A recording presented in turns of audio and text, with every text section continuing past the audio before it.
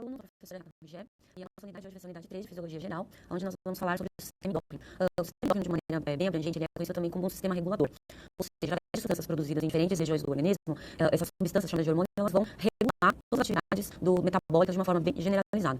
Lembrando que o hormônio tem a sua função, então, de forma geral, são substâncias regulatórias de metabolismo energético, de metabolismo encefálico, questões vasodilatoras. Então, são múltiplas ações que, quando somada, a gente diz que é um sistema regulatório. Então, as moléculas que sinalizam, que servem como intermediárias dessa regulação fisiológica, as moléculas chamadas de hormônios, e cada hormônio trabalha de acordo com a especificidade do tecido-alvo, que lá no tecido-alvo vão inseridos os receptores específicos de cada hormônio. Então, de maneira geral, as principais glândulas que a gente tem são as glândulas do eixo hipotálamo-hipófise ou hipotálamo-glândula-pituitária, a pineal, que regula o metabolismo do sono, tireoide, paratireoide, que regula o metabolismo basal, e a seção e armazenamento de cálcio, o timo, que tem uma participação com o amadurecimento das células imunológicas, estômago, todas as glândulas do sistema digestório, como o fígado e pâncreas, as adrenais, o tecido adiposo também participa do sistema hormonal, secretando lipídios que estimulam o sistema nervoso da saciedade e do apetite, os rins, o intestino delgado, e as gônadas, os ovários nas mulheres e os testículos nos homens.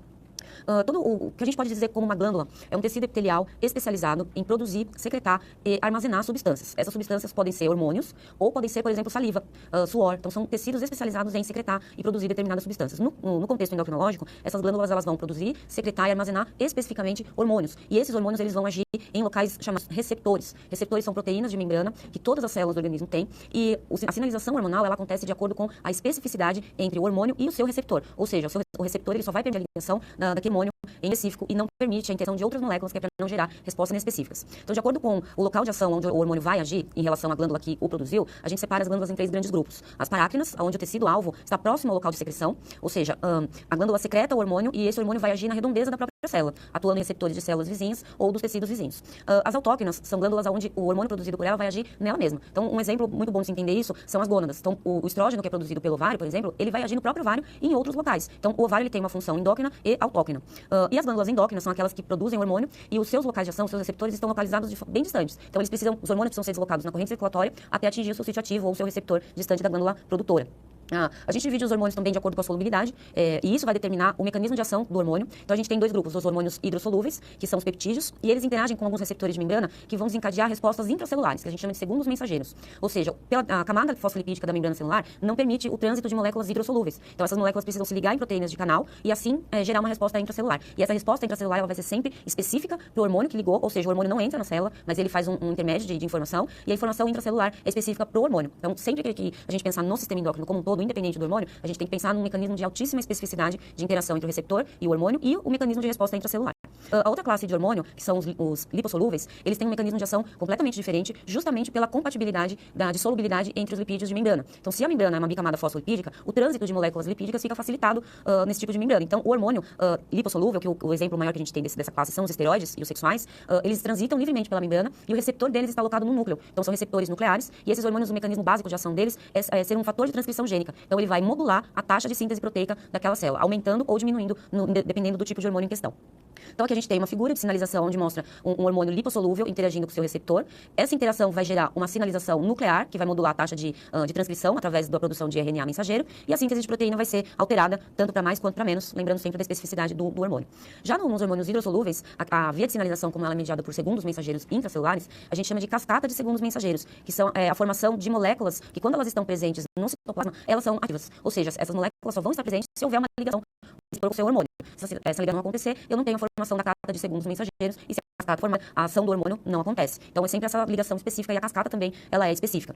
O mecanismo de regulação hormonal, então em que momento tal hormônio deve ser produzido, ou ele tem que ser, a produção tem que ser diminuída, tudo isso é chamado de mecanismo de regulação hormonal, e os hormônios eles se autorregulam. Então, se eu tenho um aumento de determinado hormônio, em determinada situação, o aumento desse hormônio vai sinalizar a glândula que o produziu a parar de produzir esse hormônio ou diminuir a produção. Diminuiu a produção, as taxas plasmáticas diminuídas desse hormônio vão sinalizar a glândula produtora para que ela aumente ou volte a produzir o hormônio. Esse mecanismo ele é conhecido como mecanismo de feedback. Então, os mecanismos de feedback para a diminuição da produção de determinados hormônios, a gente chama de feedback negativo. Ou seja, a produção dos hormônios vai mediar a interação desses hormônios com as suas células-alvo e vai medir uma resposta. A partir do momento que essa resposta aconteceu, vai haver uma sinalização de que o hormônio atingiu o seu objetivo, o seu alvo. A partir daí, não existe uma sinalização retroativa de pode parar, pode diminuir de produzir aquele hormônio, porque o que foi produzido já causou a sinalização. Esse é o mecanismo de feedback negativo. O mecanismo de feedback positivo é quando a gente tem uma glândula estimulando a produção de outra glândula. Então fica mais fácil de entender quando a gente pegar, por exemplo, o eixo hipotálamo, hipófise e tireoide, que a gente vai discutir ele com mais detalhes um pouquinho mais pra frente. Mas, por exemplo, a glândula primordial desse eixo é o hipotálamo. Uma vez que o hipotálamo foi estimulado,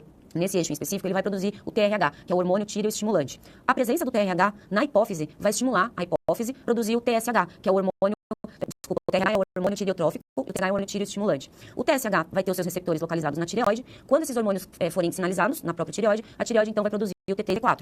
T3 e T4 aumentados na circulação vai sinalizar o feedback positivo. Então, toda a cadeia de glândulas foi estimulada e o produto final atingiu a concentração plasmática necessária. Então, finalizou-se o feedback positivo. A partir do momento que a gente tem uma elevação desses hormônios finais na corrente circulatória, a hipófise vai receber esse sinal como uma interpretação de, olha, temos muito T3 e T4 na corrente circulatória, vamos diminuir. A tireoide estimulada vai diminuir a produção do TSH.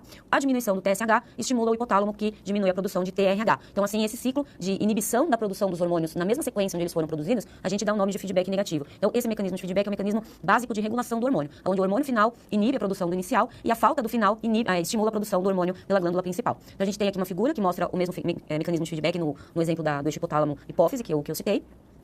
E o sistema hipotálamo-hipófise é um sistema de altíssima relevância para o sistema endócrino, porque são duas glândulas que estão inseridas no encéfalo. Elas são muito pequenas, mas elas têm diversidade de células e onde cada grupamento de células é responsável pela produção de hormônios específicos. Então são glândulas pequenas, com o tamanho de uma ervilha, por exemplo, que se comunicam na região mediana do encéfalo e elas participam de eixos endócrinos que, se esses eixos não forem acionados pelo hipotálamo e pela hipófise, as glândulas finais não recebem a informação e, consequentemente, não tem a produção dos hormônios finais. E são eles que têm o papel endocrinológico propriamente dito. Então, a gente tem a região encefálica, aproximada anatomicamente da região do tronco encefálico, anterior ao cerebelo, e o hipotálamo, que é essa região bem pequenininha, conectado por vias neurais à hipófise ou pituitária, e a hipófise se divide em duas subunidades. A unidade da hipófise posterior, chamada de neurohipófise, e a adenopófise, chamada de hipófise anterior. Ou seja, essa divisão anatômica, ela não é só anatômica, ela também é de acordo com a função, ou seja, de acordo com os grupos de hormônio que cada seção da hipófise vão produzir. O hipotálamo não tem essa subdivisão, mas ele produz todos os hormônios regulatórios, são hormônios liberadores ou inibidores, ou seja, é a partir do hipotálamo que toda a secreção de hormônios vai começar. Se a hipófise não recebe um hormônio hipotalâmico, ela não começa a produzir o seu hormônio e, consequentemente, não vai afetar a célula-alvo. Então, o eixo ele sempre se inicia no hipotálamo e também é finalizado no hipotálamo. Alguns exemplos de hormônios hipotalâmicos: hormônio do crescimento, hormônio liberador do hormônio do crescimento. Infelizmente, a sigla não cabe muito para o nome do hormônio em português, porque a sigla se refere ao nome do hormônio em inglês. Então, o GHRH, no português, quer dizer hormônio liberador do hormônio de crescimento. O TRH, hormônio liberador de tireotropina. E o CRH, hormônio liberador de corticotropina. Então, são hormônios hipotalâmicos. Sempre que a gente ouve a palavra liberador ou inibidor, a gente está falando de hormônios hipotalâmicos. A hipófise ou pituitária, ela é uma glândula que recebe o estímulo do hipotálamo e ela faz um meio de caminho entre as glândulas finais. Ou seja, os hormônios produzidos pela hipófise, que vão sinalizar as glândulas finais, é que vai determinar mais a especificidade dos hormônios glandulares, ou seja, a tireoide, as gônadas e assim por diante. Os hormônios hipofisários, eles são divididos também de acordo com a célula-alvo que ele vai agir. Então, os hormônios da adenopófise, a gente tem o hormônio de crescimento, o hormônio que vai estimular a tireoide, o hormônio adrenocorticotrófico, que vai estimular as glândulas suprarrenais, a prolactina, que vai agir nas glândulas mamárias, principalmente, o hormônio folículo estimulante e o hormônio luteinizante. São hormônios gonadais, que são produzidos pelos testículos e pelos ovários, e em homens e mulheres eles têm papéis distintos. Os hormônios produzidos pela neurohipófise são apenas dois, só que dois hormônios de importância gigante. O ADH, o hormônio antidiurético, ele regula, junto com alguns outros hormônios, como a renina, por exemplo, a volemia e a osmolaridade do sangue. Então, ele determina o quanto de água que a gente vai reabsorver pelos rins. Tudo isso determina a pressão arterial. Então, é um hormônio extremamente importante no contexto cardiovascular. E a ocitocina, apesar dela ser mais prevalente, ter um maior papel em mulheres na fase final da gestação, a gente tem níveis fisiológicos de ocitocina, tanto em homens quanto em mulheres, e ele tem um papel regulatório no contexto reprodutivo. Então, mediante essas informações iniciais sobre o sistema endócrino, eu gostaria de propor uma atividade para vocês sobre os mecanismos que controlam a secreção de hormônios, que geralmente são modulados por concentrações dos próprios hormônios, que em altas concentrações de determinado produto de ação hormonal vão inibir a produção do hormônio inicial, e um mecanismo conhecido como feedback negativo, e a ação de um determinado hormônio induz a produção de outro. Nesse caso, o mecanismo recebe o nome de feedback positivo. Sendo assim, eu proponho que vocês criem um esboço de como seria um mecanismo de regulação do eixo gonadal, por exemplo, e eu retorno daqui a pouco com a resposta.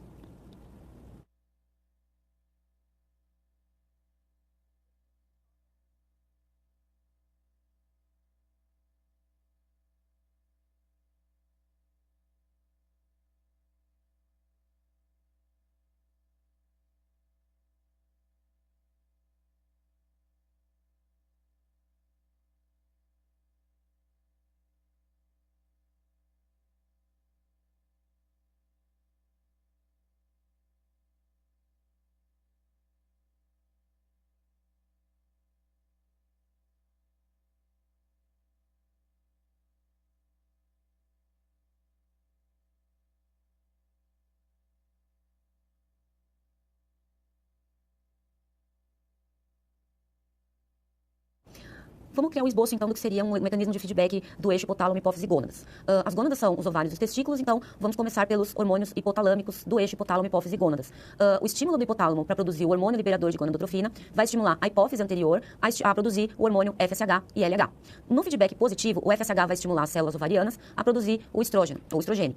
E o LH, nas células ovarianas, vai estimular a produção de progesterona. Então, essa cadência de uma glândula estimulando a secreção de outra é o nosso feedback positivo. Então, como eu disse anteriormente, quem regula agora o feedback negativo são os hormônios finais. Ou seja, o aumento da testosterona e do estrógeno vai sinalizar para a hipófise anterior, para que a hipófise anterior diminua a produção do LH e do FSH. Diminuindo a produção do FSH e do LH, o hipotálamo entende, né, através da sinalização química, que houve uma diminuição dos hormônios hipofisários e com isso ele começa a diminuir a produção do GNRH, que é um hormônio hipotalâmico. Então, essa é um exemplo de regulação do eixo por mecanismos de feedback. A hipófise anterior, ela é composta por 5 tipos de células. Então, grupos de células. Então, como é uma glândula muito pequena e ela tem uma diversidade relativamente grande de hormônios produzidos por ela, os hormônios eles têm que ser produzidos por células específicas, porque senão a gente perde a especificidade do próprio hormônio. Então, os grupos de células que são produzidos dentro da hipófise vão produzir hormônios específicos. Então, a gente tem, por exemplo, na hipófise, a gente tem as células que recebem o nome de corticotrofos ou corticotropos. Essas células vão produzir o ACTH, que é o hormônio adrenocorticotrófico. Os tireotrofos, também na hipófise, vão produzir o TSH, o hormônio tireoestimulante. Os gonadotropos, na hipófise, vão produzir o FSH e o LH. Os somatotropos vão produzir hormônios como hormônios da tireoide, também hormônios como o hormônio do crescimento, e os lactotrofos vão produzir a prolactina. Então, dentro da glândula, nós temos grupos de células, e essas células são estimuladas pelos hormônios hipotalâmicos. E aí, o estímulo específico gera uma resposta específica, e é assim que a gente determina o mecanismo de especificidade do sistema endócrino. Então, o hormônio hipotalâmico que produz os hormônios liberadores ou inibidores, eles vão atingir as glândulas periféricas, e essas glândulas periféricas vão ter o nome, os hormônios produzidos por elas são chamados de hormônios periféricos. Então, como no exemplo que eu dei anteriormente, a tireoide, o hormônio periférico é o T3 e o T4. O hormônio hipotalâmico é o TRH, que é inibidor, estimulador, e o TSH, ele é produzido pela hipófise. Uma ideia bem abrangente de como os eixos eles são compostos, a gente tem a produção dos hormônios inibidores ou estimulantes pelo hipotálamo, eles vão agir nas diferentes estruturas da hipófise, lembrando sempre da especificidade entre essa comunicação, e a partir daí a gente tem a ação periférica, tireoide, gônadas, suprarrenal, mamas, vasos sanguíneos e até mesmo os rins. Os rins também têm um papel endócrino paralelo ao papel dele de filtração e formação da urina. Então ele tem um quesito endócrino bem importante também. Em questão do timo, em específico, o timo não recebe um estímulo direto do eixo hipotálamo-hipófise, porque o timo é uma glândula alocada na região pericárdica, que serve como uma glândula de amadurecimento dos linfócitos T, que saem da medula óssea imaturos e terminam o seu processo de maturação na região do timo. E o baço faz o mesmo procedimento para os linfócitos do tipo B. Então, são duas glândulas em específico que não participam diretamente do eixo hipotálamo-hipófise, mas eles têm um papel glandular e regulatório, principalmente do sistema hormonal. Em relação ao eixo hipotálamo, hipófise e tireoide, a gente tem a tireoide como uma glândula de regulação do metabolismo basal. O que seria o metabolismo basal? É a quantidade de energia que nós precisamos para manter as funções vitais básicas durante um período de 24 horas. Então, fazendo uma relação em calorias, por exemplo, é um número de calorias que a gente precisa em 24 horas para a manutenção das funções vitais. Então, se um indivíduo normal consome 2.000 calorias por dia, esse número de calorias está refletindo o quanto de energia ele consome, e essa energia é consumida de acordo com a atividade dos hormônios tireoidianos. Então, o metabolismo basal, através da ação da tireoide, ele tende a elevar o consumo energético. Então, a gente vai discutir um pouquinho mais para frente a desordem na tireoide, como afeta o consumo de energia e o ganho de peso, por exemplo. Mas, em linhas gerais, o metabolismo basal é regulado pela tireoide, hormônio de crescimento, sendo que o consumo energético está mais ligado com o metabolismo da tireoide do que do hormônio de crescimento. E os hormônios que fazem essa regulação do consumo de energia são o T3 e o T4, a triiodotironina, ou tiroxina, e a tiroxina, que é o T4. A secreção dos hormônios da tireoide acontece de acordo com a regulação do eixo, como eu disse anteriormente, e a gente precisa ter em mente que para se produzir hormônio de tireoide de forma eficiente, a gente precisa de duas moléculas básicas. O iodo, que é uma molécula que só é obtida através da alimentação, especificamente do sal de cozinha, que tem que ser iodado. O sal que não é iodado não deve ser ingerido, porque a maior fonte de iodo vem a partir do sal. Lembrando que as variáveis de sal que são utilizadas também são iodadas, como o sal light, os sais mais cristalizados, eles também possuem iodo. Então, só atenção para o balanço entre a quantidade de sal que é ingerido, porque o sal ele é uma molécula osmótica, então ele modula o volume de sangue. Mas a quantidade de iodo presente no pouco de sal que a gente usa, né, no dia a dia, ele é suficiente para a manutenção da produção dos hormônios da tireoide. E a outra molécula que também é precursora dos hormônios tireoidianos é a tireoglobulina, que é uma glicoproteína sintetizada na própria célula tireoidiana, a partir do estímulo do TSH, que é hipofisário. Então, se não tiver a tireoglobulina e nem o iodo, o hormônio tireoidiano ele fica deficiente. E se ele fica deficiente, ele não consegue interagir com a sua célula. E se ele não interage com a célula, ele não desencadeia um mecanismo de resposta intracelular, que é basicamente produzir, né, o mecanismo de síntese do hormônio da tireoide utiliza de dois tipos de carregadores, que é o MIT e o DIT, a monoiodotirosina e a diiodotirosina. São moléculas que servem como precursora. Então, nessa imagem, a gente tem uma célula da tireoide que está produzindo os hormônios T3 e T4 aqui no finalzinho da figura. Então, a partir da síntese de um aminoácido não essencial, mais o iodo e mais a tireoglobulina, a gente tem a formação dos hormônios da tireoide.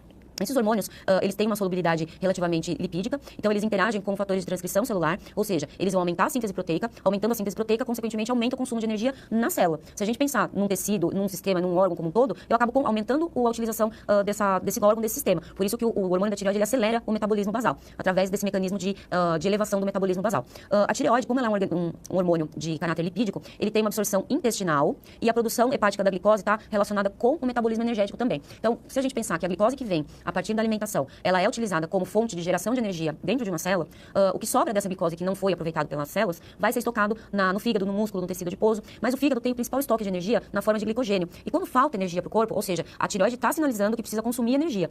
Só que essa energia não vai ser fornecida pela alimentação. Ou seja, a tireoide vai estimular os hormônios que vão degradar aquele estoque de energia, fazendo com que volte a ter níveis glicêmicos elevados e assim consiga ativar e elevar o metabolismo celular. E isso fica muito bem compreensível quando a gente pensar no hormônio do crescimento, que é um hormônio que é sistêmico, ele vai agir em todas as células do corpo, principalmente ossos e músculo. Então, se o osso precisa de energia durante a fase de crescimento, porque o hormônio do crescimento está solicitando energia para agir, os hormônios da tireoide eles entram como coadjuvantes no mecanismo de atuação do hormônio do crescimento, dando suporte energético para que todas as células consigam cumprir os seus mecanismos.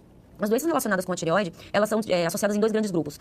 Os hipertireoidismos, que podem ter causas nutricionais por baixa ingesta de iodo na alimentação, ou eles podem ser derivados de doenças autoimunes, como, por exemplo, o hipertireoidismo autoimune é conhecido como doença de Graves, que causa o deslocamento do globo ocular e o aparecimento do bócio, que é a glândula mesmo que aumenta de tamanho porque ela está sendo hiperestimulada. Então, ela não aguenta a demanda de estímulo e acaba causando um processo de hipertrofia no tamanho de células mesmo. Só que as células em maior número e maior tamanho não quer dizer que elas estão funcionais. Então, uma pessoa que tem hipertireoidismo tem uma elevação do metabolismo basal, aumento do consumo energético e, consequentemente, uma diminuição no peso corpóreo, porque todos os estoques de energia são consumidos pelos hormônios da tireoide em elevação. E o outro grupo é o hipotireoidismo, é o inverso, é a diminuição, a atrofia ou a hipotrofia da glândula tireoide. Pode ser causada também por deficiência da síntese dos hormônios através do iodo, mas pode ser também causado por doenças autoimunes. Então, no caso do hipotireoidismo autoimune, a gente tem o principal deles, que é a doença de Hashimoto.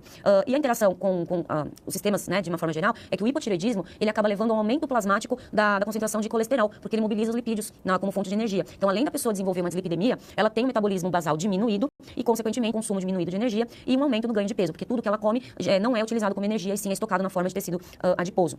Existe uma doença característica da tireoide, que é uma doença congênita, ou é uma doença adquirida logo após a gestação, o nascimento, que é o cretinismo. O cretinismo, ele é caracterizado por um hipotireoidismo em idade fetal, ou em bebês até crianças de no máximo 1 ano, 2 anos, onde a hipófise ela simplesmente atrofia, ou em casos mais graves, a criança nasce sem a tireoide. Então, o diagnóstico tem que ser feito de forma precoce, para que a reposição hormonal possa ser feita de forma adequada e o desenvolvimento da criança acontecer da forma adequada, o mais adequada possível. A tireoide, como um todo, ela tem um papel específico no metabolismo energético. Mas inserida na glândula da tireoide, a gente tem estruturas, 4 principalmente, que são as glândulas paratireoides. Como elas estão inseridas na glândula tireoide, elas têm um papel conjunto. Só que aqui a gente tem que prestar bem atenção que as paratireoides não têm interação com os hormônios da tireoide. Elas produzem um hormônio específico e esse hormônio específico está relacionado com o metabolismo de cálcio. Tem uma ligação entre a tireoide e a paratireoide, porque elas não estão anatomicamente dispostas dessa forma à toa, porque a tireoide participa do metabolismo de cálcio, só que não é através dos hormônios T3 e T4, é através de um hormônio chamado calcitonina. E as glândulas paratireoides secretam um outro hormônio, que é o paratormônio, que está relacionado com o metabolismo de cálcio também. Ou seja, quando a gente tem elevação dos níveis de cálcio, eu tenho um hormônio sendo acionado. Quando eu tenho a diminuição dos níveis de cálcio, eu tenho outro hormônio sendo acionado. Ou seja, a gente tem que pensar na questão da especificidade. Então, se eu tenho altos níveis de hormônio, eu preciso de cálcio, eu tenho que ter hormônios específicos para a hipercalcemia, que é o aumento dos níveis plasmáticos de cálcio. Então, vamos seguir a figura aqui. Um aumento no nível plasmático de cálcio vai estimular a tireoide e não é no contexto de T3 e T4. A tireoide vai produzir o hormônio que chama calcitonina e a calcitonina ela visa retirar do plasma o excesso de cálcio. Ou seja, a calcitonina vai jogar o cálcio que está excedente para os ossos, vai aumentar a absorção de cálcio, vai diminuir a absorção de cálcio pelo intestino e pelo rim. Ou seja, se eu estou diminuindo a absorção, quer dizer que eu estou aumentando a eliminação. Ou seja, através desses 3 mecanismos principais, eu estou diminuindo o cálcio plasmático e estou direcionando ele ou para ser eliminado ou para órgãos que necessitam do cálcio como uma fonte de reparação e de manutenção do tecido. Após a ação da calcitonina, eu posso ter uma ligeira queda nos níveis de cálcio. A queda dos níveis de cálcio vai acionar agora as glândulas paratireoides. E elas vão produzir o hormônio que se chama paratormônio ou PTH. Ao contrário da calcitonina, agora, como ele foi estimulado em níveis baixos, em hipocalcemia, ele vai fazer agora a retirada de cálcio dos estoques para que esse cálcio volte a circular na corrente circulatória em concentrações plasmáticas fisiológicas. Então, ele vai retirar o cálcio do osso, ele vai aumentar a absorção de cálcio pelo intestino e diminuir a eliminação de cálcio pelos rins. Então, se está aumentando a absorção intestinal, quer dizer que está saindo do intestino e está caindo na corrente circulatória. Se está diminuindo a eliminação renal, quer dizer que eu não estou jogando muito cálcio na urina, ou seja, ele está voltando para a corrente circulatória. Então, percebam que a gente tem aqui um loop, né, um círculo que nunca acaba. Ou seja, a calcitonina e a paratireoide, elas estão em conjunto para manter os níveis de cálcio dentro dos parâmetros fisiológicos no plasma. E em relação ao pâncreas, a gente tem o pâncreas digestório, que trabalha com suco pancreático, que isso já foi discutido anteriormente, mas a gente tem também o pâncreas endócrino. O pâncreas endócrino produz hormônios de regulação da glicose. O que eu quero dizer com isso?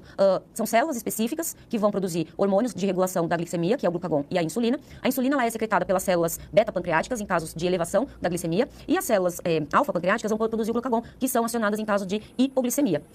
A insulina ela funciona como um agente facilitador da entrada da glicose, ou seja, a glicose não entra junto com a insulina na célula, porém a insulina ligada no receptor, ela é reconhecida como um complexo pelo receptor de insulina, aumenta a permeabilidade da célula para a glicose, e a glicose é deslocada para um receptor que se chama GLUT4, que é um receptor intracelular, e que ele é direcionado para a membrana em casos da ligação entre a insulina e a glicose no seu receptor. O glucagon ele é acionado em casos de hipoglicemia, ou seja, as células alfa-pancreáticas vão detectar alterações na glicemia, o glucagon vai ser produzido e ele vai retirar dos tecidos de estoque, fígado, músculo e tecido adiposo, aquela energia que foi estocada e vai transformar de novo na glicose, aumentando os níveis glicêmicos. As alterações do pâncreas endócrino, a gente tem a principal doença, que é o diabetes mellitus. A gente tem diabetes tipo 1 e diabetes do tipo 2. A diabetes, ela é considerada uma doença sistêmica para valores glicêmicos acima de 126 mg por decilitro de sangue. Então, como é uma doença sistêmica, ela vai atingir todo o organismo. E a gente divide em dois grandes grupos. A diabetes do tipo 1, que é aquela que é autoimune ou congênita, e a pessoa passa a ser insulina dependente, ela precisa fazer injeção de insulina porque as células beta não produzem a insulina. Já na diabetes do tipo 2, é uma diabetes que pode ser adquirida ao longo da vida de acordo com alguns hábitos inadequados ou históricos familiares. Só que essas pessoas não precisam fazer ingestão ou aplicação de insulina exógena. Essas pessoas fazem uso de fármacos que são os fármacos hipoglicemiantes oral. Então, por um meio ou outro, a taxa glicêmica tem que ser regulada em caso do diabetes, ou pelo uso exógeno de insulina, ou pelo uso farmacológico de hipoglicemiantes orais. E mediante esse apanhado do sistema tireoide, paratireoide e pâncreas, eu gostaria de propor mais uma atividade, que é a fisiologia do metabolismo de cálcio e fosfato, a formação dos ossos e dos dentes, bem como a regulação da vitamina D e do paratormônio, estão inteiramente relacionadas. A concentração extracelular do cálcio iônico, por exemplo, é determinada pela interação entre absorção intestinal, excreção renal e captação ou liberação óssea deste elemento, o cálcio. Então, de acordo com essa figurinha, eu crio os mecanismos decorrentes da hipocalcemia e da hipercalcemia que estão enumerados na figura, e eu volto daqui a pouquinho com a sequência correta.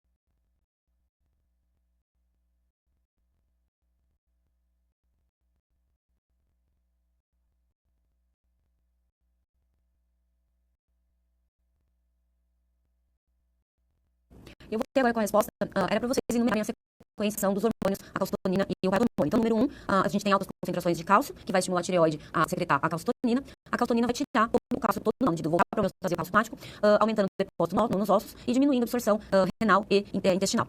Diminui os níveis de cálcio no plasma, estimula a paratireoide produz o paratormônio, e o paratormônio vai recolher cálcio e aumentar os níveis plasmáticos. Então, ele vai remover cálcio dos ossos, ele vai aumentar a absorção de cálcio intestinal e diminuir a eliminação de cálcio pelos rins. A glândula adrenal, faz parte do eixo hipotálamo e hipófise adrenal, ela é uma glândula extremamente importante porque ela está relacionada com o sistema nervoso periférico autônomo, simpático e parasimpático, através da produção e secreção de alguns hormônios como a adrenalina e o cortisol. Não só nesse sistema, as adrenais também participam da produção de alguns hormônios, como a aldosterona, por exemplo, que está ligada à regulação da homeostase, da osmolaridade, do sangue, alterando assim a pressão arterial. Elas são localizadas anatomicamente na região superior dos dois rins, e fisiologicamente ela é dividida em duas estruturas. O córtex, que é essa região mais periférica da glândula suprarrenal e que produz hormônios específicos, como o cortisol, por exemplo, e a região mais interna, mais mediana da glândula suprarrenal, que é chamada de medula, produz o hormônio, por exemplo, a adrenalina, produzida por essa estrutura.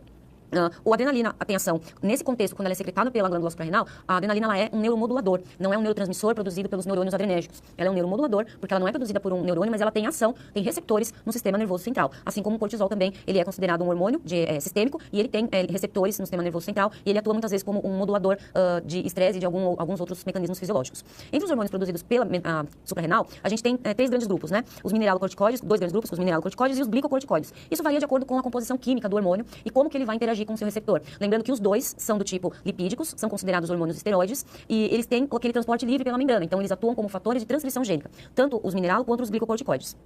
O eixo HPA, que a sigla quer dizer hipotálamo pituitária adrenal, começa com a secreção do hormônio liberador de corticotrofina pelo hipotálamo. Esse hormônio na hipófise vai estimular a hipófise a secretar o hormônio adrenocorticotrófico, ou ACTH, e o ACTH, lançado na corrente circulatória, vai encontrar os seus receptores na glândula suprarrenal. E o estímulo do ACTH na suprarrenal vai fazer com que a glândula produza o cortisol, ou adrenalina, ou os andrógenos, que é a testosterona, a progesterona e o estradiol. A secreção da adrenalina e noradrenalina, ela é regulada principalmente em respostas de estresse, principalmente o sistema nervoso simpático, que faz estimula as glândulas suprarrenais a produzirem a adrenalina e o cortisol, mas em foco da adrenalina, ela tem um papel muito importante, por exemplo, ela causa, aumento da adrenalina causa taquicardia, taquipneia, vasoconstrição periférica, baixa oxigenação de tecidos periféricos, porque ela se liga em receptores específicos e a gente tem muitos receptores de adrenalina no coração e no tronco encefálico, que regula a velocidade de respiração. Então, alterações nos níveis do estímulo ou dos níveis da produção de adrenalina podem desencadear alguns problemas cardíacos, como arritmias, por exemplo.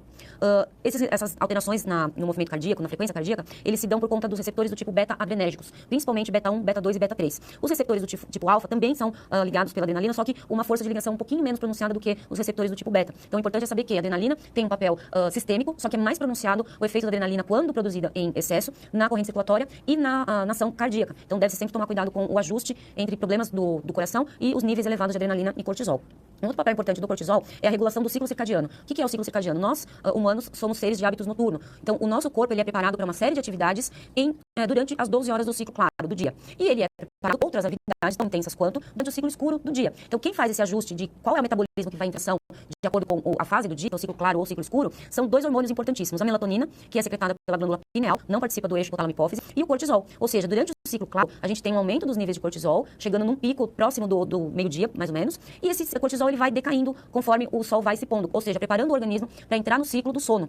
São várias reações metabólicas que são alteradas que preparam o organismo para o ciclo escuro. E aí, então, a gente tem um aumento da melatonina no ciclo escuro e uma diminuição nos níveis de cortisol no ciclo claro. Ou seja, é o balanço entre esses dois hormônios, onde um aumenta e o outro diminui, que prepara o nosso corpo para o estado de vigília durante o ciclo claro e o estado de sono durante o ciclo escuro. Então, é super importante pensar no contexto do cortisol, como o estresse influencia a produção de cortisol e, consequentemente, altera a qualidade e o tempo de sono, certo? Em relação ao sistema reprodutor, que também sofre ação dos outros hormônios esteroides, a gente tem algumas funções bem peculiares, que é o sistema reprodutor. Então, a gente tem diferenças gritantes entre homens e mulheres na produção de hormônio e no mecanismo de ação que os mesmos hormônios, por exemplo, os hipofisários, eles vão desencadear em homens e mulheres. Então, no aparelho reprodutor masculino, o eixo hipotálamo-hipófise, ele acontece da mesma forma. Então, o hormônio hipotalâmico vai ser secretado, estimula a hipófise vai secretar o FSH e o LH. As diferenças param aqui, porque o FSH, ele vai agir nos testículos, só que num grupo de células especializadas, chamadas células de Leydig. E essas células vão estimular a produção de testosterona. Já o FSH vai agir em células diferentes também no testículo, só que agora são as células de Sertoli, e essas células vão desencadear o mecanismo de espermatogênese, que é o processo de diferenciação das células primárias, que vão formar os espermatozoides. Então, as células de Sertoli vão dar o estímulo para a diferenciação, ou seja, o processo de mitose e meiose da célula progenitora dos espermatozoides, e assim vai fazer o amadurecimento dessas células, fazendo com que os espermatozoides sejam viáveis de reprodução.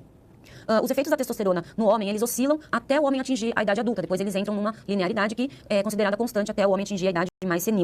Mas, de uma forma bem agente, os efeitos da testosterona no homem vão determinar as características sexuais secundárias, como aumento de massa muscular, o engrossamento da voz, o consumo de energia. Então, tudo isso é efeito metabólico da testosterona, o que não é tão pronunciado nas mulheres que produzem testosterona, mas em pequenas quantidades.